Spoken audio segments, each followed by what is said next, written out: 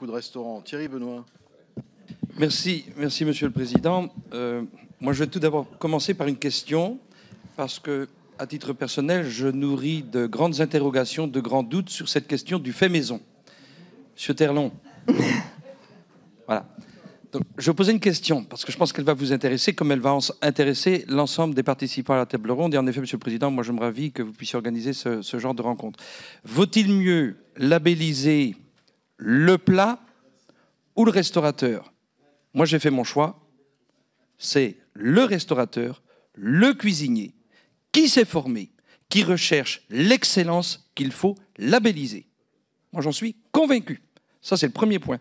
Il s'est formé, il s'est éduqué et il met son honneur à présenter des plats de qualité pour ses clients. Donc, il va s'approvisionner dans un réseau d'acteurs, parfois en circuit court.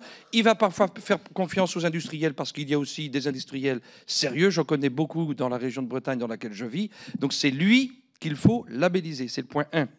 Le point 2, la question des ingrédients, la traçabilité, l'identité des produits utilisés, la matière première, c'est-à-dire l'amont. Et nous, on doit travailler à ce que tous les produits... Je suis attentif lorsque je suis au restaurant de l'Assemblée nationale, que ce soit le 7e, le 8e ou la buvette.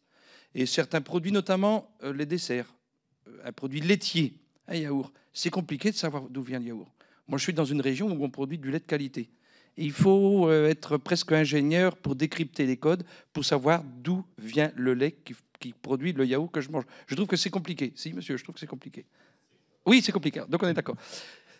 Exactement, on ne peut pas, donc on est d'accord. Donc là, nous avons, nous, parlementaires, à travailler sur une meilleure traçabilité, une meilleure identification des produits qui sont utilisés pour préparer les plats. Et le troisième point, c'est d'éduquer le consommateur. Je vais prendre un exemple. La viande de veau, par nature, un bon veau de lait, c'est une viande rosée. Et on a expliqué aux consommateurs depuis des lustres que la viande de veau doit être blanche. Pour que le veau soit blanc, le veau, notamment pour la filière industrielle, eh bien, il doit être élevé dans des conditions où il y a de l'obscurité pour que la viande soit blanche. Donc moi, je pense que dans ce pays, on a aussi à rééduquer le consommateur, qu'il connaisse les morceaux de viande, qu'il connaisse les différents légumes, parce que si je suis pas un restaurateur, mais si j'ai une recette, du pain brioché, du beefsteak, une feuille de salade, un petit peu de sauce et une boisson sucrée. C'est une recette.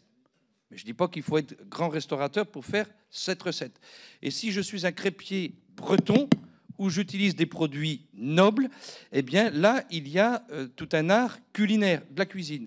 Et je vais revenir sur la question des allergènes, puisqu'à partir du 1er juillet, eh bien, celui qui va distribuer sa recette avec son pain brioché, sa viande, sa salade, il n'aura pas de problème pour les allergènes puisqu'il prend toutes ses matières premières dans les mêmes endroits. Celui qui change de plat chaque jour et qui chaque jour prend des produits de circuits d'origine différente, lui, il va être embêté pour rendre compte à ses consommateurs pour dire ça c'est allergène et ça n'est pas allergène.